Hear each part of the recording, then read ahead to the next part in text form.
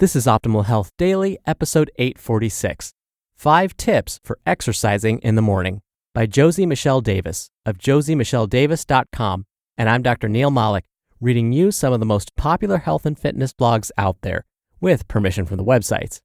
Now, we recently got permission from Josie to narrate her content. A big thanks to her. She's a full-time stylist and a writer, these days helping others learn how to change their mindset to achieve big goals. You can find more from her at josiemichelledavis.com.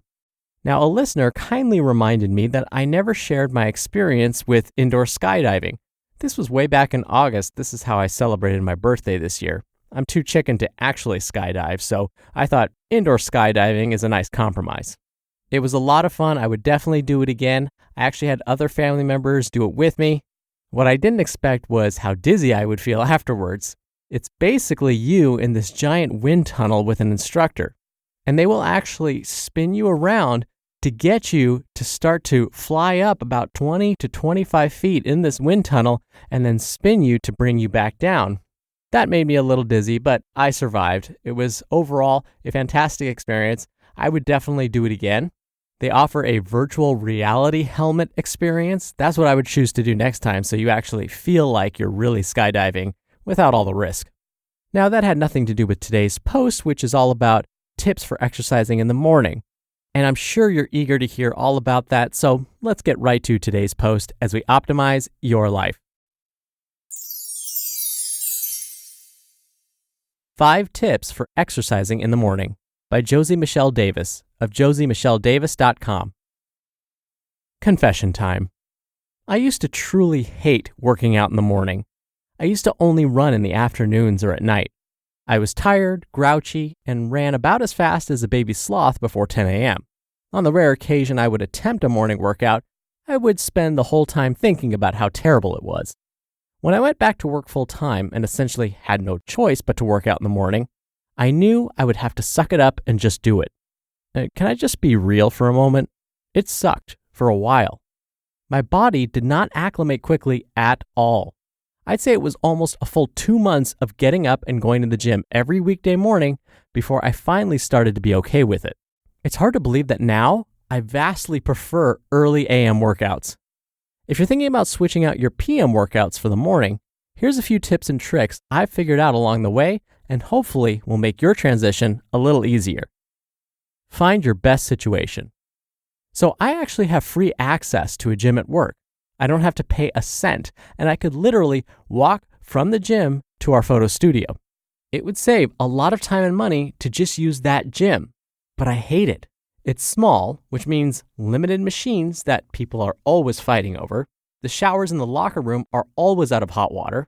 It's at the top of a building, which means it's about 1,000 degrees and 1,000,000% humidity.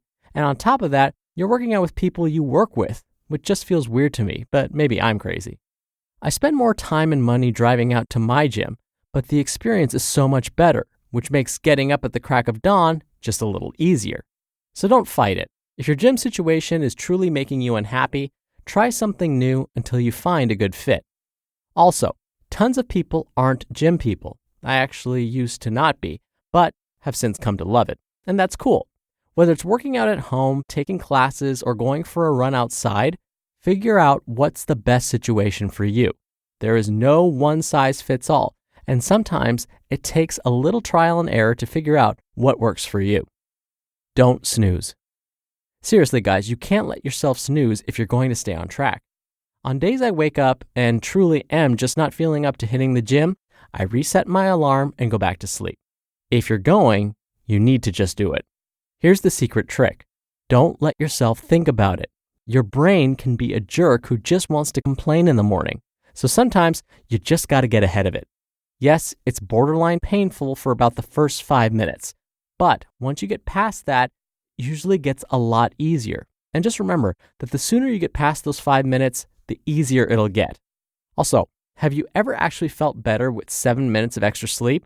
No. Typically, I just feel more groggy the more I snooze, so forget the snooze button and just go. Have a plan. There's nothing worse than walking into the gym at 5:30 in the morning and having no idea what you're doing. I originally got started by doing a LSF 30-day challenge, so I knew exactly what I was doing, usually a little cardio, followed by grabbing a mat and doing that day's challenge. I actually didn't have a program for a few months after that, and while I still got things done, I still found myself wandering aimlessly on more than one occasion. Now I'm week 10 into the BBG program and am so happy I committed to it. Having a plan laid out for me every day has helped me so much.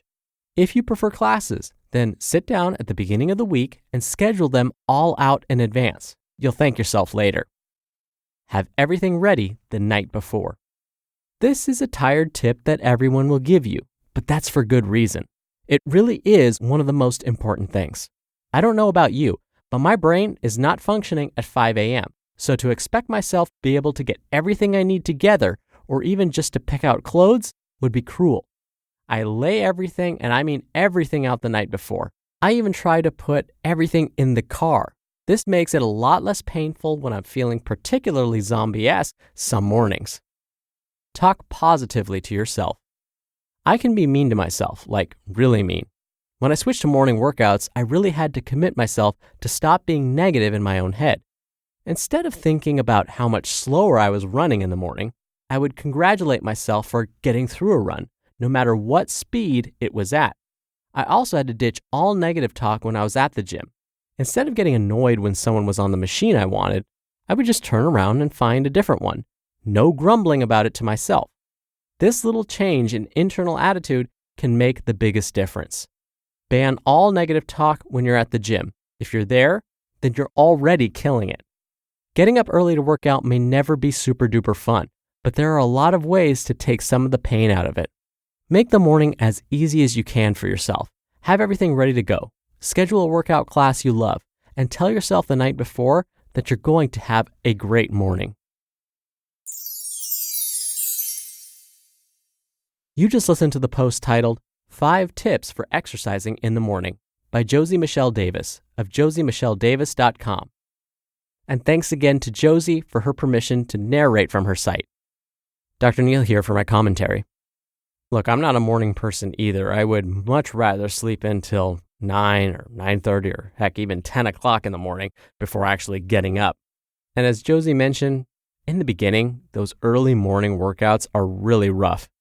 You think to yourself, if I was working out at like 2 in the afternoon, I'd be so much stronger, or I'd be able to run so much farther. But as Josie mentioned, you just got to get over that. You've got to give yourself credit for getting up and doing the work that early. It's not easy, and you deserve credit for doing it.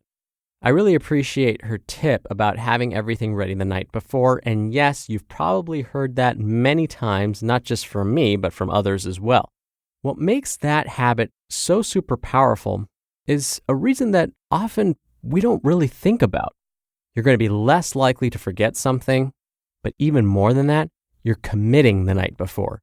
By getting everything ready for the gym the next morning, you're mentally committing to going, and that is super powerful.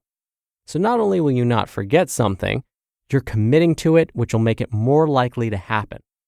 I'm one of those people who likes to leave the packed gym bag by the front door in the morning. And that way, I can't say that, I just hopped in my car in the morning and my gym bag was in my trunk where I didn't see it, so I just forgot. And by leaving it by the front door, you're reminding yourself, oh yeah, I have a little self-care to do this morning.